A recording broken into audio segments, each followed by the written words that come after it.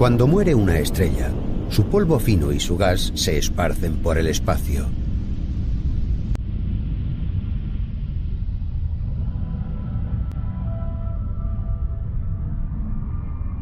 Esos pedazos de estrella se vuelven a unir luego y forman nuevas estrellas.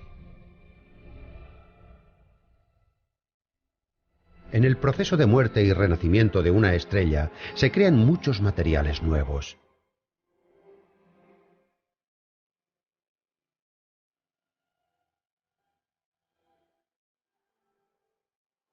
Nuestro planeta se creó a partir de materiales de ese tipo. En la actualidad, la Tierra está rebosante de vida. Nuestros cuerpos y todas las formas de vida llevan la huella de una historia estelar inimaginablemente amplia.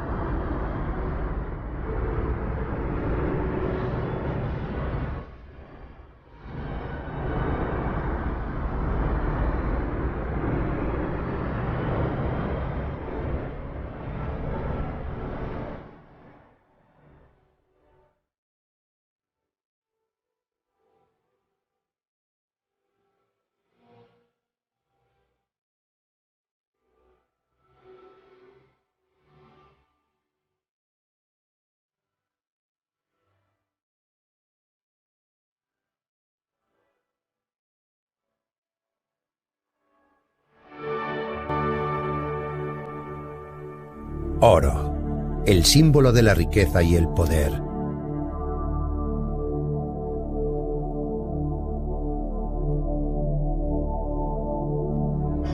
Su brillo imperecedero lleva siglos cautivándonos.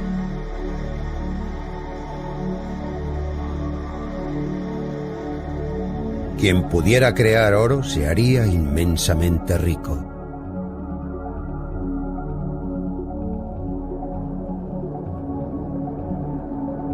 Soñando con la riqueza, los alquimistas probaron incontables mezclas, creyendo que podrían sintetizar el oro y encontrar la piedra filosofal.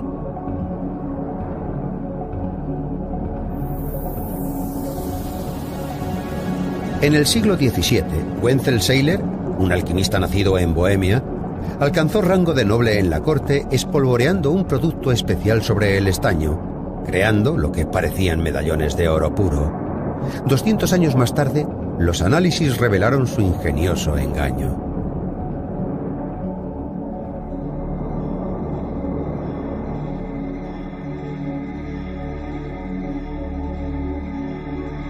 Los alquimistas jamás consiguieron crear oro.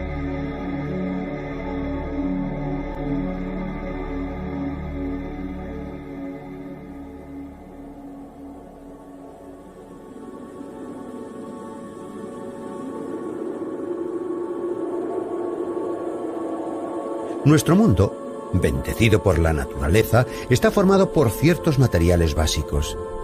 Dichos materiales se llaman elementos.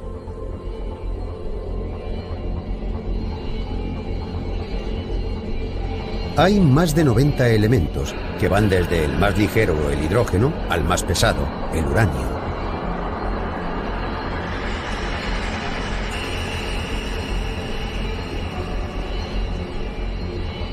El oro es uno de esos elementos. Todo lo que hay a nuestro alrededor es resultado de su combinación. Hay unos 25 elementos que se consideran esenciales para la vida. Los alquimistas fallaron en todos sus intentos de crear elementos de forma artificial.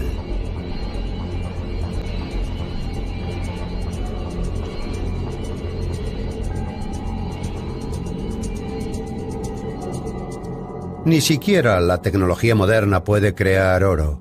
Para crear un elemento hace falta una energía asombrosa.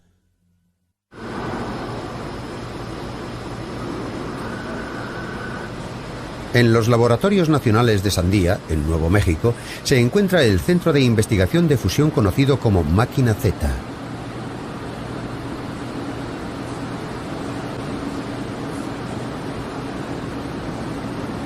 Este artefacto gigante de más de 30 metros de ancho es capaz de producir temperaturas y presiones asombrosas.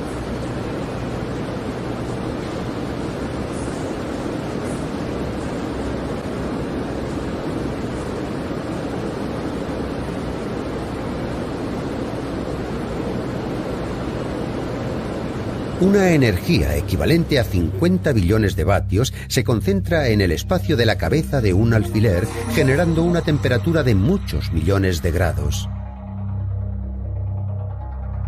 En este entorno de temperatura ultra alta, los científicos intentan fusionar núcleos de hidrógeno, lo que libera a su vez una enorme cantidad de energía y crea un elemento nuevo, el helio. Al tener una carga eléctrica positiva en estado natural, los núcleos de hidrógeno se repelen. Obligarlos a que se unan y fusionen requiere una temperatura similar a la del núcleo del Sol.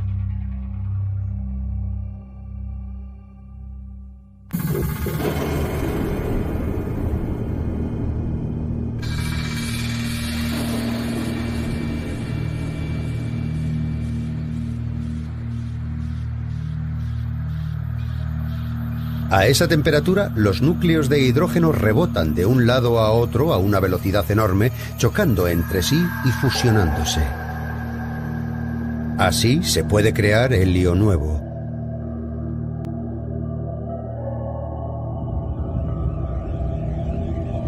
Esta misma reacción ocurre en el Sol. Su superficie arroja llamas enormes, mientras los núcleos de hidrógeno se fusionan en su corazón ardiente.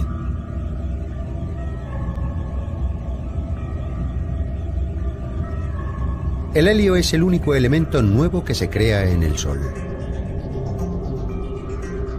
Ni siquiera el núcleo del Sol es capaz de crear elementos más pesados que el helio.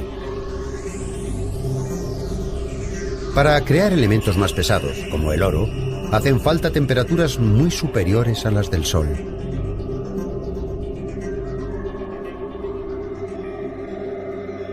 ¿Dónde y cómo se originó este oro que tanto atrae a la humanidad?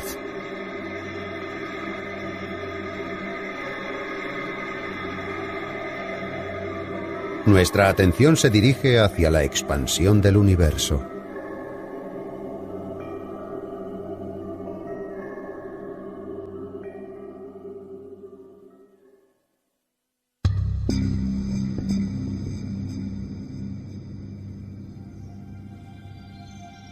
Una pista estaba escondida en los 7 colores del arco iris.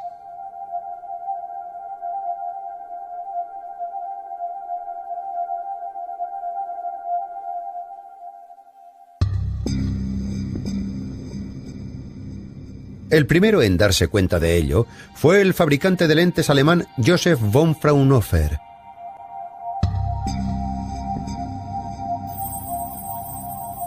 Fraunhofer dividió la luz en 7 colores, creando un arco iris en su laboratorio.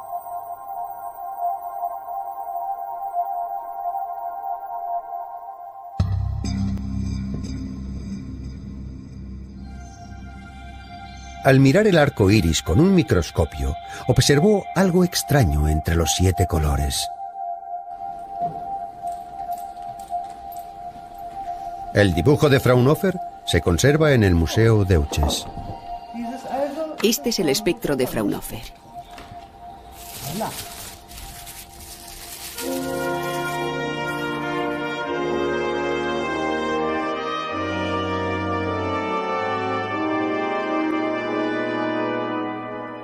Este dibujo condensa 10 años de observaciones.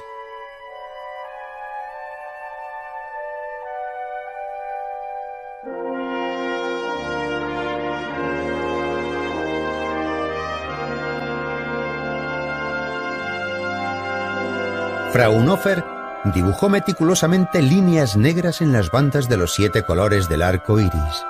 Hay en total 574 líneas. ¿Qué representan esas líneas? Fraunhofer dedicó su vida a una búsqueda incansable, pero fue incapaz de resolver el misterio. El misterio no se resolvió hasta medio siglo después del descubrimiento de Fraunhofer. Esas líneas negras indican la presencia de elementos. Un elemento, sodio, arde frente a una luz que supongamos es el Sol.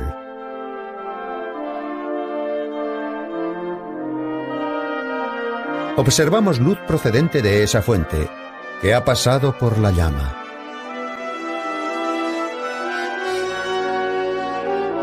Cuando un prisma divide la luz en sus 7 colores, aparece una línea negra entre el rojo y el amarillo. Dicha línea negra indica la presencia del elemento sodio.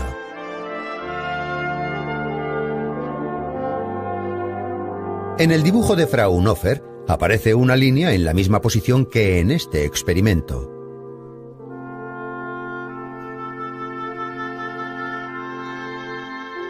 Por eso sabemos que el Sol también contiene sodio.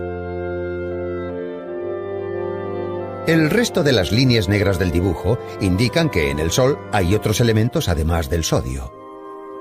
Por ejemplo, la línea marcada con una C es hidrógeno. La línea marcada con una E es hierro. De esta forma, es posible saber qué elementos existen en el Sol simplemente examinando la luz que llega hasta nosotros.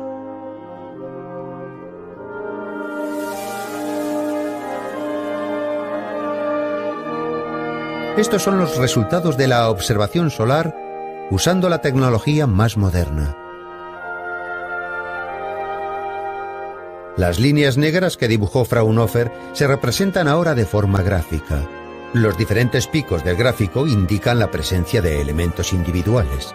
Esta porción indica oro. El gráfico nos muestra la gran cantidad de elementos que existen en el Sol.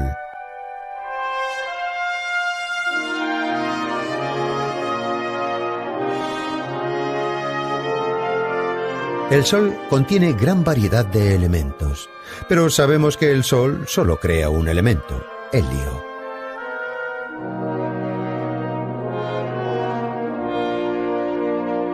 Entonces, ¿por qué hay tantos elementos en el Sol? ¿Existían todos estos elementos al comienzo del universo?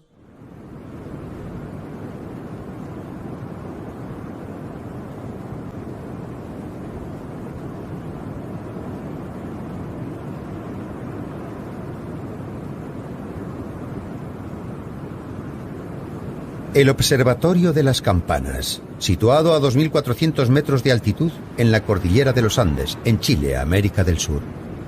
Debido a la sequedad y estabilidad del aire y a su distancia de la luz de las ciudades, este observatorio disfruta de los cielos nocturnos más bellos de la Tierra.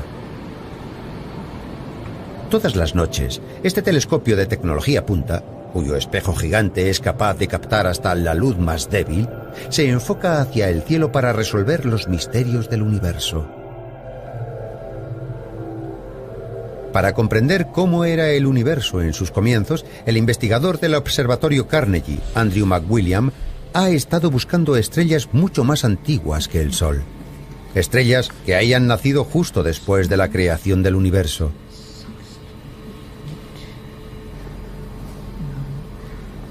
Se dio cuenta de que si podía encontrar tales estrellas, podrían revelarnos detalles del comienzo del universo.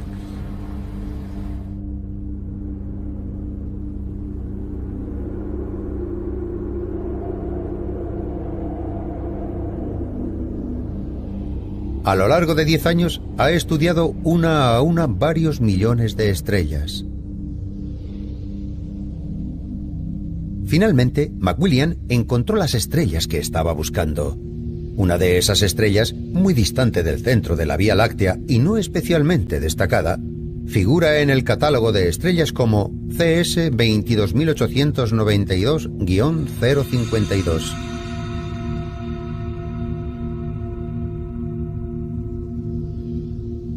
Al estudiar su edad, descubrieron que tenía unos 15.000 millones de años. Una estrella extremadamente vieja, formada en los inicios del universo.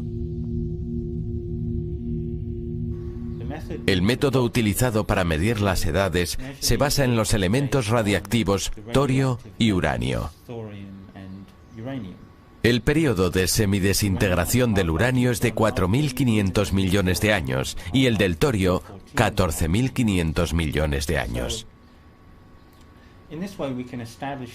De esa forma podemos establecer las edades de estas estrellas. Hemos descubierto que son muy viejas, entre 12.000 y 15.000 millones de años.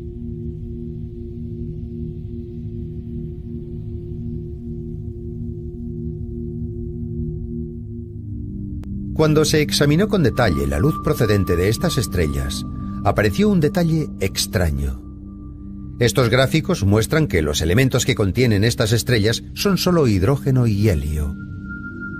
Como contraste, el gráfico de nuestro Sol muestra que en él están presentes gran variedad de elementos.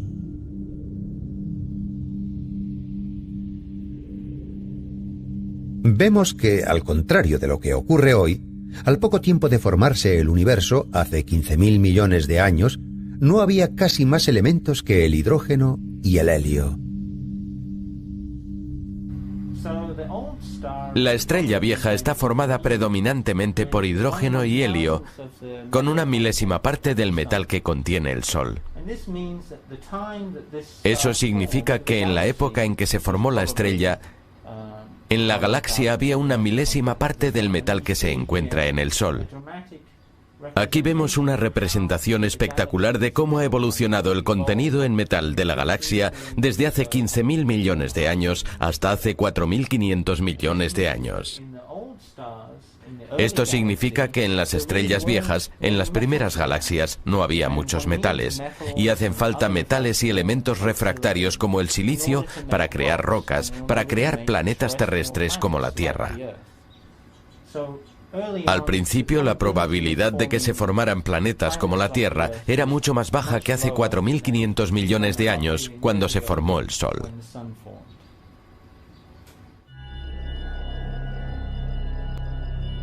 No siempre ha habido tantos elementos presentes en el universo.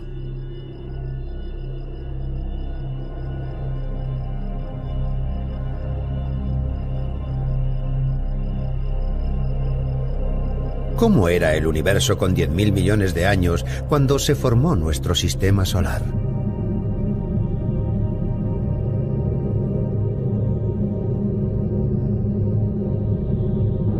Hace 4.600 millones de años, nuestro sistema solar se formó gracias a la suma de una gran cantidad de polvo y gas.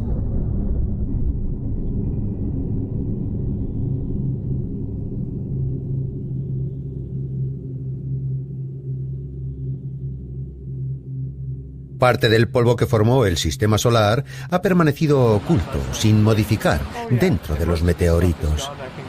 Ese polvo se analiza en el Instituto Carnegie de Washington.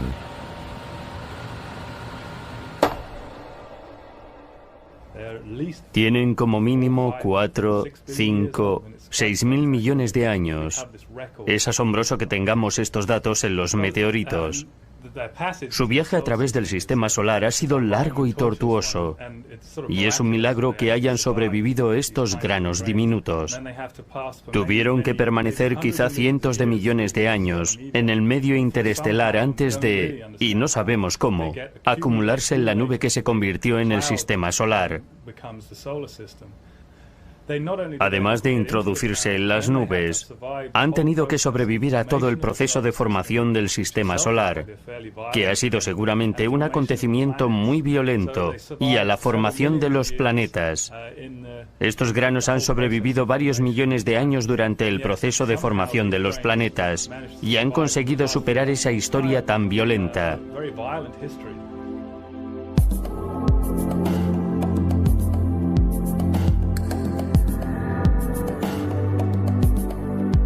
Al examinar el polvo, aparecen varios elementos. Este polvo es un cristal de silicio. Este polvo contiene hierro y níquel.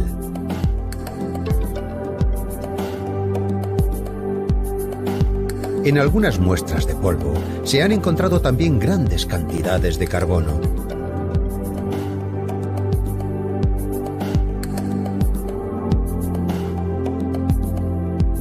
Cuando se formó el Sistema Solar, hace 4.600 millones de años, existían ya muchos elementos. ¿De dónde provenía este polvo? Su formación se ha analizado con gran precisión.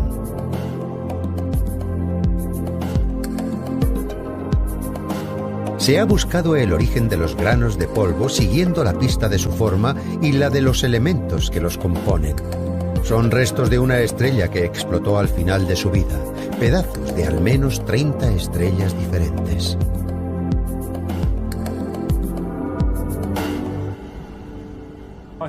Tenemos pruebas claras de que al menos 30 o 40 estrellas, y puede que quizá muchas más, aportaron el polvo que encontramos actualmente en los meteoritos. En los granos se aprecia un gran número de fuentes distintas por su masa, su edad y seguramente por la posición que ocupaban en su galaxia. Todo este material se unió de algún modo en una nube protosolar que formó posteriormente el Sistema Solar y finalmente a nosotros. Es un hecho asombroso.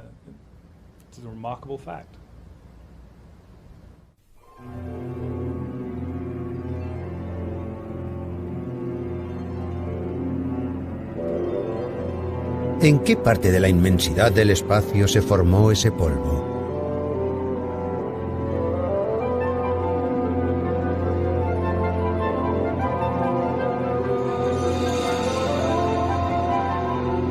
Los científicos han dirigido su atención hacia objetos conocidos como nebulosas planetarias. Uno de ellos es la nebulosa Dumbbell, próxima al centro de la Vía Láctea.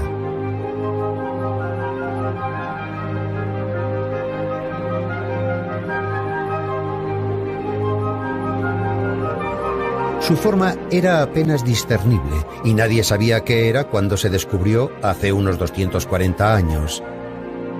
La mejora en las prestaciones de los telescopios ha mostrado que está formada por polvo y gas.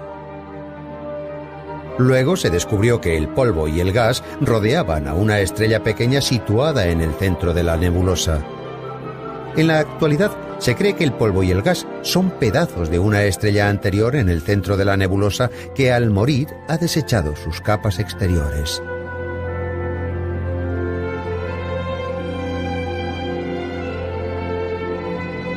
Esta es la nebulosa del Anillo, en la constelación de Lira. Son los restos de una estrella quemada, que en una época tuvo el tamaño del Sol.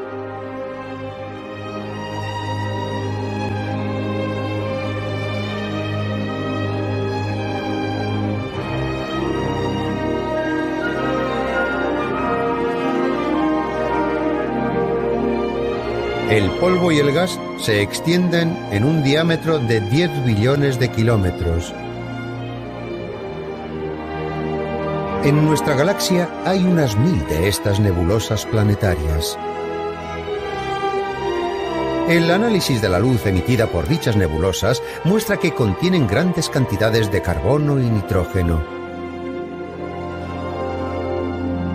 Las nebulosas planetarias no son solo restos de estrellas, son también el origen de la creación de nuevos elementos.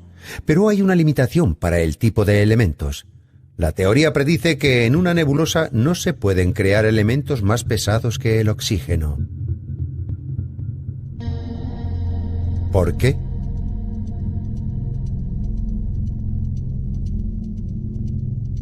Se cree que la masa de las estrellas que forman nebulosas planetarias oscila entre una masa similar a la de nuestro Sol y 8 veces superior.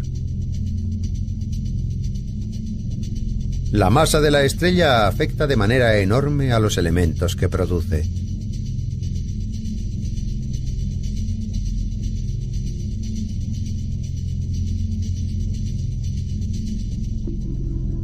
Cuando la estrella envejece y todo el hidrógeno del centro se ha convertido en helio, sucede un cambio enorme.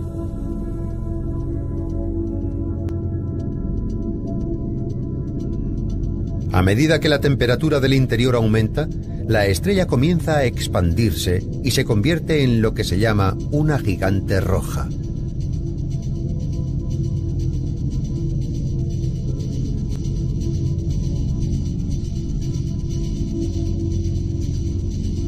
En nuestro sistema solar, esto correspondería a una temperatura del núcleo de 200 millones de grados y el Sol se expandiría hasta alcanzar el diámetro de la órbita de Venus. Cuando esto ocurre, el helio comienza a fusionarse creando elementos nuevos.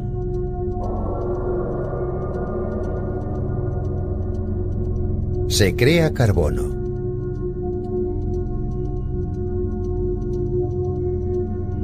El proceso continúa.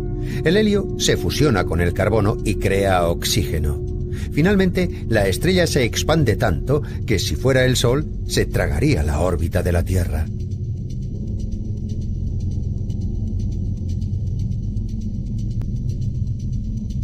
En ese punto, la masa de la estrella no es suficiente para mantener unida a la estrella. La temperatura desciende hasta el límite de fusión y no se pueden formar elementos más pesados que el oxígeno.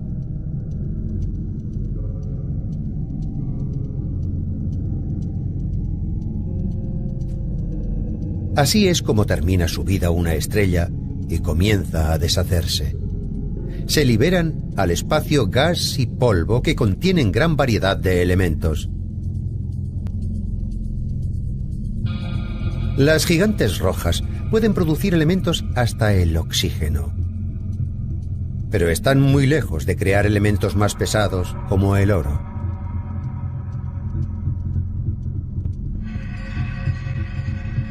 No hay energía suficiente para lograrlo.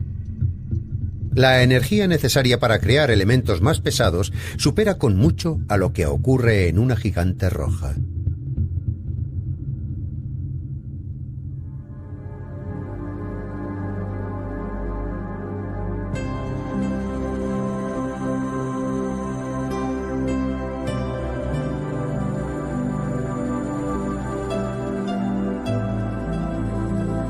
Varias estrellas especialmente brillantes iluminan el cielo de la noche.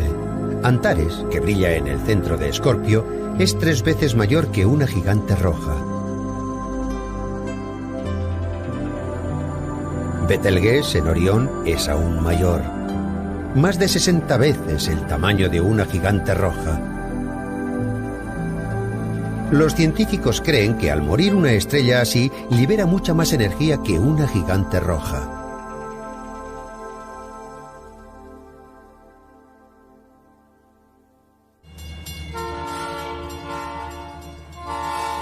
Cambridge, Massachusetts, Estados Unidos.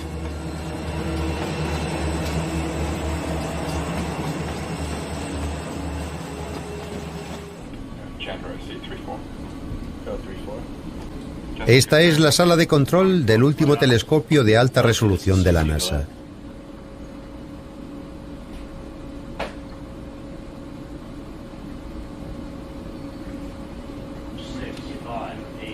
El telescopio no está en la Tierra, sino flotando en el espacio.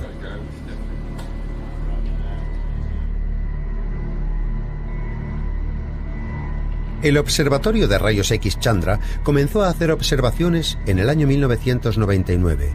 Situado a 100.000 kilómetros de la Tierra y sin que le perturbe la atmósfera, el Chandra usa los rayos X para observar objetos que hasta ahora no podían ser percibidos.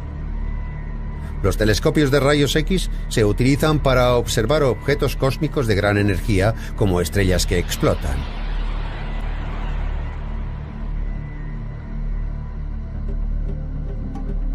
Esta foto muestra el centro de una galaxia determinada usando un telescopio normal. Observando la misma zona con rayos X, aparece una neblina azulada. Ahora tenemos una visión clara del gas extremadamente caliente que se concentra alrededor del centro de la galaxia.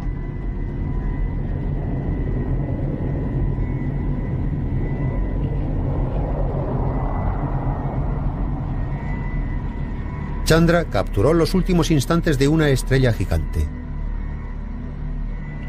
La constelación de Casiopea es conocida por su forma de W.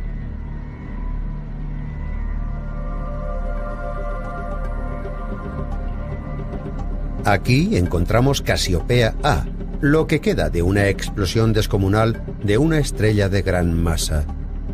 Las estrellas de gran masa terminan su vida con una explosión. La observación con rayos X muestra que se ha propagado gas caliente por una zona amplia. La temperatura de 50 millones de grados de este material nos habla de una explosión realmente increíble. Vimos cosas que correspondían a un patrón de comportamiento muy claro. Fue un momento muy emocionante cuando nos dimos cuenta de lo que nos estaban revelando los datos de Chandra. Dentro de esta imagen vemos grupos enormes de elementos muy diferentes.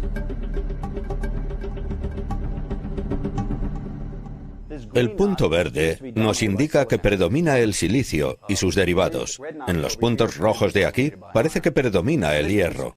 Esto era nuevo, no lo habíamos visto antes. Apuntaba con mucha claridad a que se trataba de un material nuevo que acababa de ser creado por esta supernova. Silicio,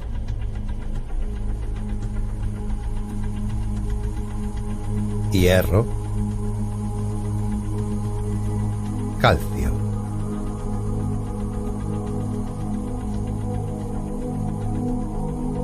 Grupos del tamaño de nuestro sistema solar, formados por cada elemento, flotan en los restos de una estrella muerta.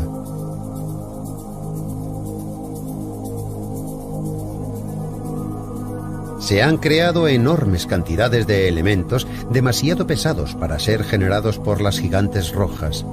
Los detalles del mecanismo que produce estos elementos han quedado mucho más claros recientemente. Hace 1 millón de años aproximadamente, la estrella precursora de Casiopea A estaba al final de su vida.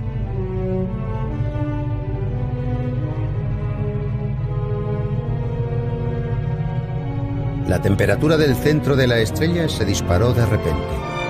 La fusión nuclear continuó sin detenerse en el oxígeno, como en la gigante roja.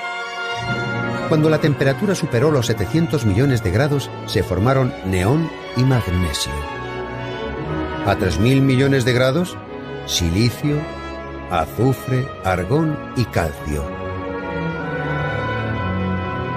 Luego, a 5.000 millones de grados, se creó hierro.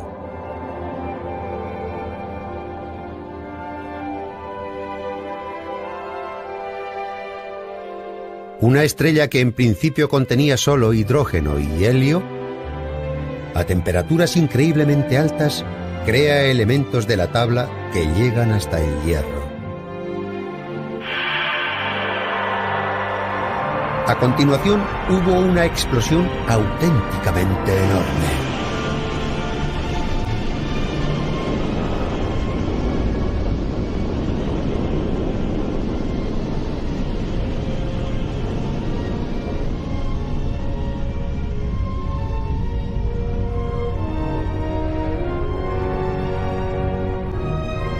Con la energía de esa explosión se crearon en rápida sucesión 60 elementos más pesados que el hierro.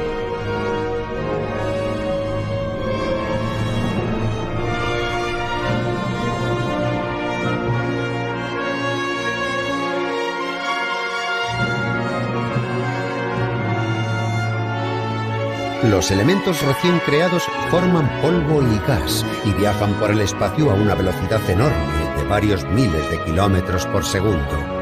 Ya existen los 90 elementos que forman el mundo.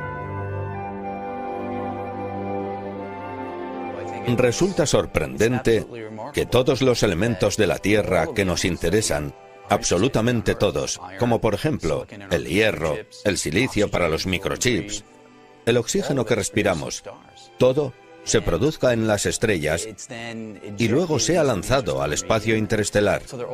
Todos los materiales pasan por un increíble proceso, desde su creación hasta que aparecen en nuestro planeta.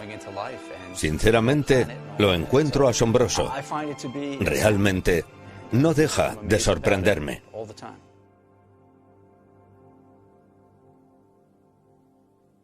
Las explosiones determinan la creación de todos los elementos que forman el mundo. Han creado incluso el oro, que tanto nos fascina. Pero sigue habiendo un misterio acerca del oro.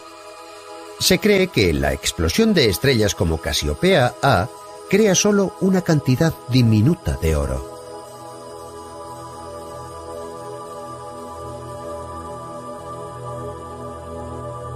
Parece difícil que todo el oro del universo provenga solo de las explosiones. Algunos científicos creen que quizá haya zonas en el universo donde la energía supera con mucho a la de las estrellas que explotan.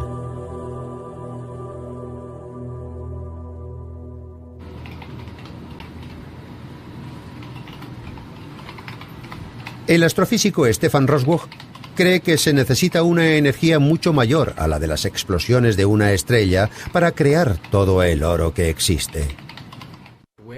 ¿En qué lugar del universo sucede? La gente se pregunta cuándo pudo suceder esto. Entre los escenarios que se proponen está la supernova. Pero para que acontezca una explosión semejante, hacen falta condiciones muy especiales de temperatura y densidad, las cuales es muy difícil que coincidan.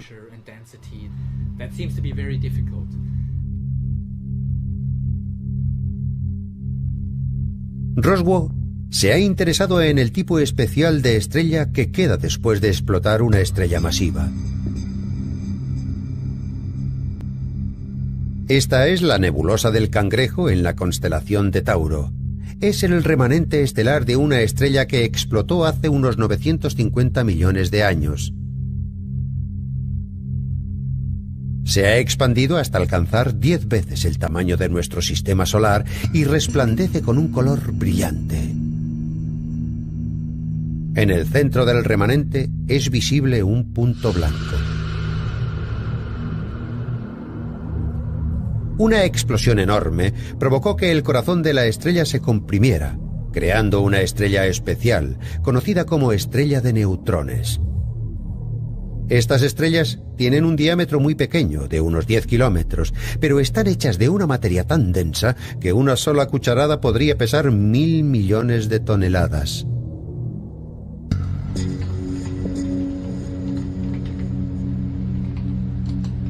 Roswell se pregunta si la colisión de dos estrellas de neutrones podría liberar una cantidad inimaginable de energía capaz de crear oro.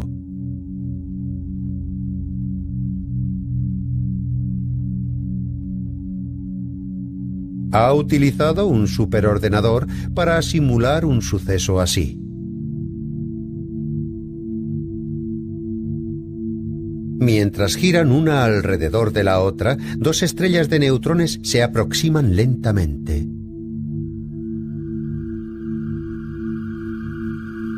Cuando están a 100 kilómetros de distancia, el equilibrio gravitacional se rompe y comienza la colisión.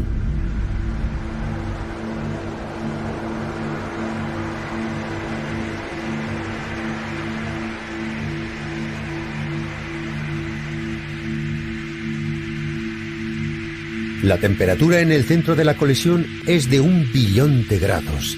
Está en el ámbito de las temperaturas más elevadas del universo.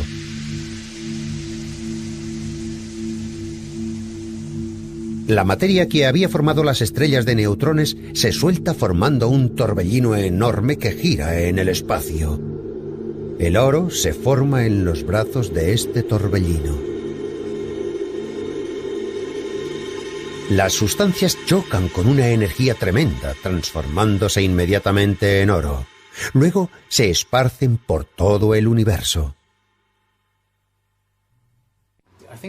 Resulta muy interesante la idea de que las cosas que usamos en nuestra vida diaria, como el oro, el platino, los metales preciosos que usamos en joyería, puede que se hayan creado hace miles de millones de años en un escenario exótico. Como por ejemplo las explosiones violentas resultantes de la colisión de dos estrellas de neutrones, en la que aparecen densidades ultra altas, temperaturas enormes y velocidades de expansión tremendas. Estos acontecimientos exóticos puede que hayan creado metales y elementos que usamos en nuestra vida diaria. Me parece asombroso. Creo que si estos elementos, el oro, el platino, cosas así, son tan caros en la Tierra, se debe a que la colisión entre estrellas de neutrones, si es eso lo que los produce, son hechos muy poco frecuentes. Es muy difícil crear estos elementos de fusión de estrellas de neutrones procedentes de un sistema binario de estrellas de neutrones. Es difícil y muy poco frecuente. Por eso se crea tan poco y es tan escaso en la Tierra. Por eso resulta tan caro.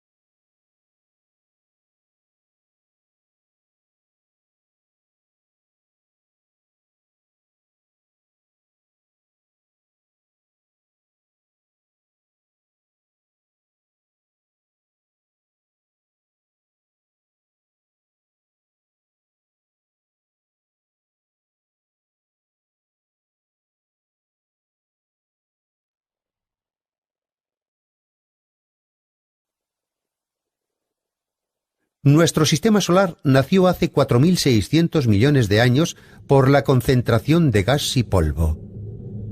¿Cómo volvieron a unirse este gas y este polvo formado por la explosión de estrellas y esparcido por todo el universo?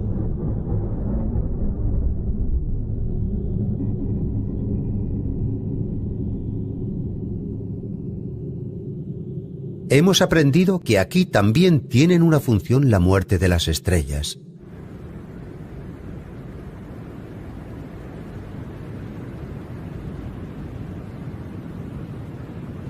Este es el radiotelescopio Nanten de la Universidad de Nagoya, en los Andes chilenos. Nanten no es muy grande con sus 4 metros de diámetro, pero es el más sensible del mundo.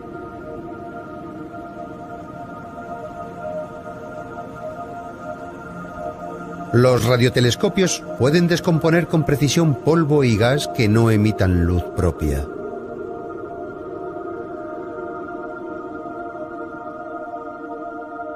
La extraordinariamente seca cordillera de los Andes es el lugar ideal para captar ondas de radio muy débiles procedentes del espacio.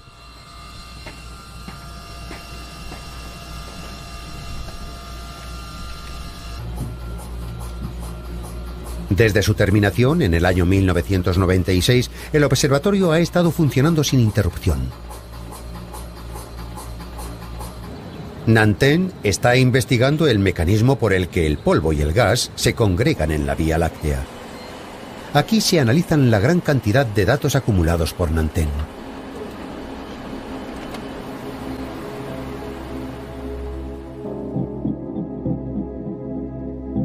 Esta es la Vía Láctea tal como se ve desde el hemisferio sur. Veamos lo que ocurre cuando se superpone la imagen observada por Nanten.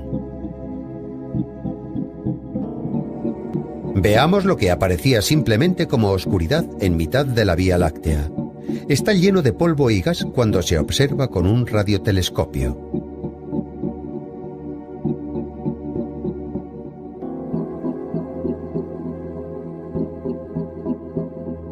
La concentración de polvo y gas es muy alta en las zonas rojas de la imagen.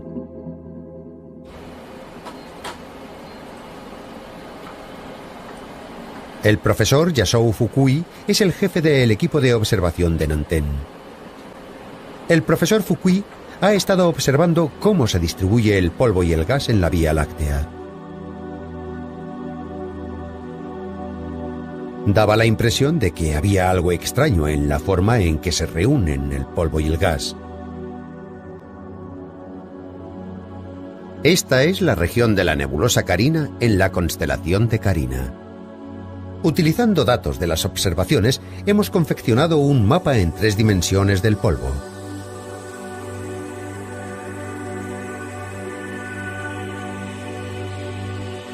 Las áreas de concentración de gas y polvo se corresponden a una superficie esférica, como la cáscara de un huevo.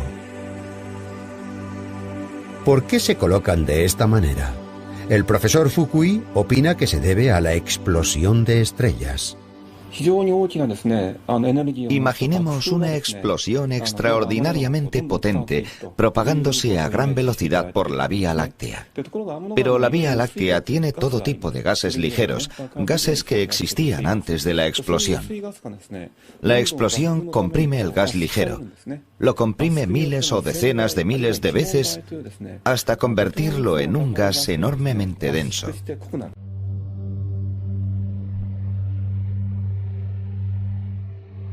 Al principio, el polvo y el gas se propagaban por el espacio con poca densidad.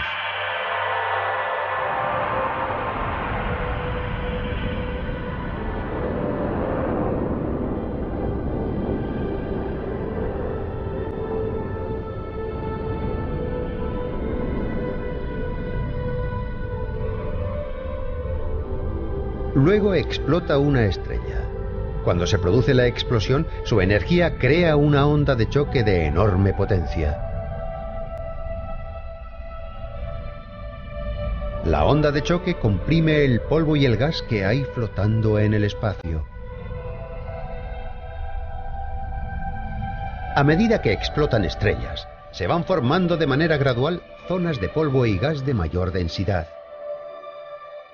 Las explosiones estelares sirven para reunir este gas enrarecido en grupos más apretados.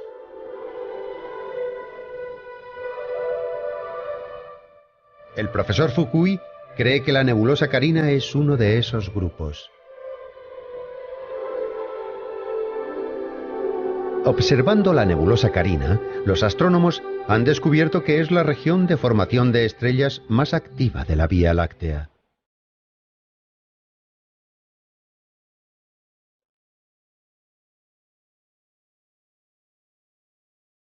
Las explosiones de estrellas, además de crear elementos,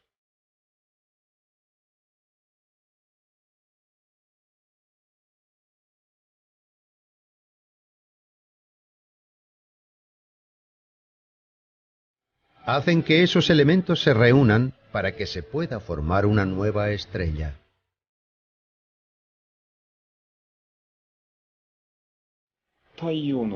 Tenemos aquí 200 o 300 estrellas, cada una con una masa 10 veces superior a la del Sol, que se han formado de pronto simultáneamente.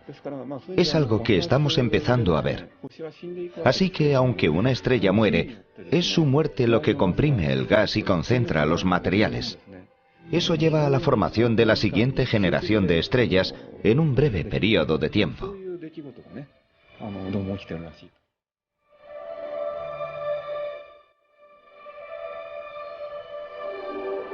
En sus 5 años de existencia, el Observatorio Nanten ha descubierto muchas decenas de carcasas dejadas por estrellas al explotar.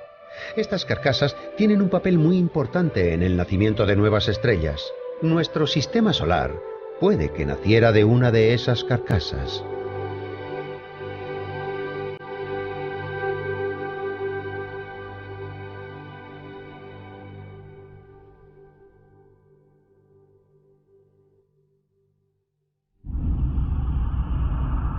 Nuestro sistema solar se comenzó a formar hace 4.600 millones de años a partir de enormes cantidades de polvo y gas.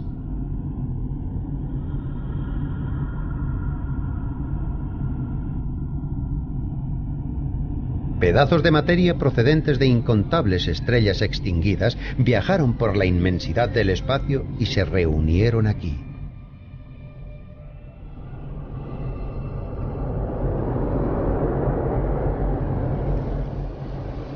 Finalmente, se formaron la Tierra y el Sol. Los elementos de los que estamos hechos nosotros y toda la vida se crearon en el calor abrasador de estrellas al morir. Este material ha llegado hasta nosotros desde millones de estrellas a lo largo de un tiempo y una distancia inimaginables.